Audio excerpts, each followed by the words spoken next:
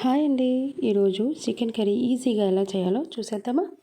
ముందుగా మనం చికెన్ని క్లీన్ చేసుకొని మ్యారినేట్ చేసుకోవాలి. మ్యారినేట్ చేయడానికి కావాల్సిన పదార్థాలు అందరికీ తెలిసినవే: ఉప్పు, కారం, పసుపు, మిరియాల పొడి, అల్లం వెల్లుల్లి పేస్ట్, పెరుగు.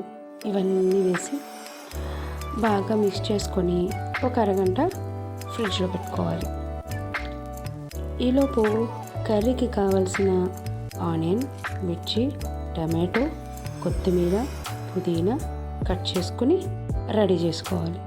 స్టవ్ ఆన్ చేసి బాండ్లీ పెట్టి 2.5 స్పూన్ ఆయిల్ వేసుకుని దానిలో ముందుగా హోల్ గరం మసాలా వేసుకుని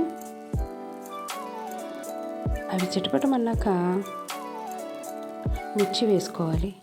తర్వాత అందులోనే ఆనియన్ యాడ్ చేసుకుని కొంచెం వేగాక టమాటో యాడ్ చేసుకోవాలి.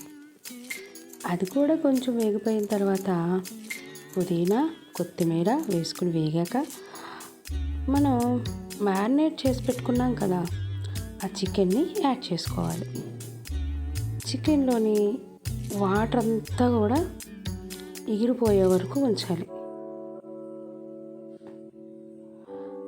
ఎందుకంటే అందులో ఉన్న వాటర్ బయటకు వస్తేనే కదా మనం ఇంకా ఎక్స్ట్రా వాటర్ యాడ్ చేసుకోవడానికి ఉంటుంది.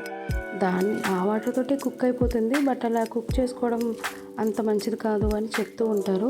అందుకని ఎక్స్ట్రా కొంచెం వాటర్ యాడ్ చేసుకోవాలన్నమాట. నేను ఒక హాఫ్ గ్లాస్ వాటర్ యాడ్ చేశాను.